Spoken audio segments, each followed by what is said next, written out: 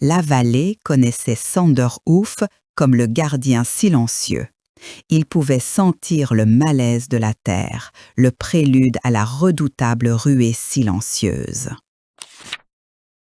Whisper, le faucon contrôlant le vent, était ses yeux et sa voix. Ensemble, ils veillaient sur leur foyer.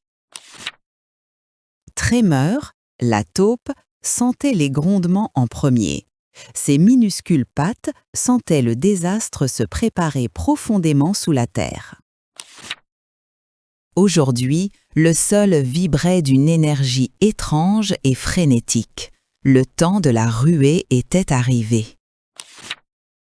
Tremor fit sonner sa cloche, un faible carillon perdu dans le vent qui se levait. La ruée était proche. Whisper plongea, relayant l'avertissement de Tremor à Thunderhoof avec des cris urgents. Le temps était compté. Thunderhoof sentit le premier tremblement, un subtil changement dans la terre sous ses sabots. Il savait où il courait, le chemin de moindre résistance, vers le village endormi. Ses sabots martelaient la terre, un défi silencieux au chaos qui approchait. Il devait les détourner. Whisper le guidait d'en haut, ses yeux perçants repérant le chemin le plus sûr. La tempête faisait rage. La terre tremblait violemment alors que la ruée se rapprochait, une vague silencieuse de panique et de muscles. Il courut parallèlement à la ruée, les guidant loin du village, vers les plaines ouvertes. Whisper créa des rafales de vent, repoussant le troupeau plus loin du village endormi. Tremor, maintenant au-dessus du sol, fit sonner sa cloche continuellement, un signal d'espoir au milieu du chaos.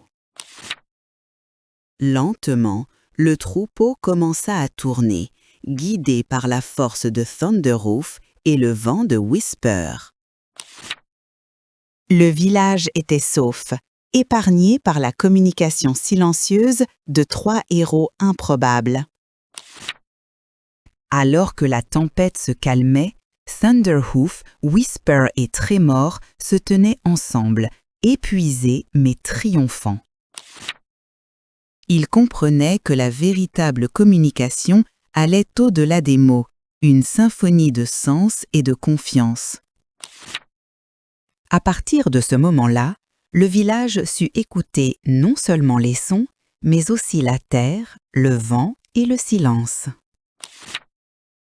Car dans ce silence, ils trouvèrent la vraie voix de leur foyer, un langage compris de tous.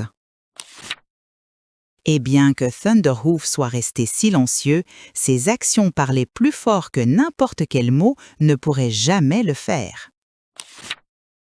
Car le vrai courage n'est pas dans le fait de parler, mais d'agir.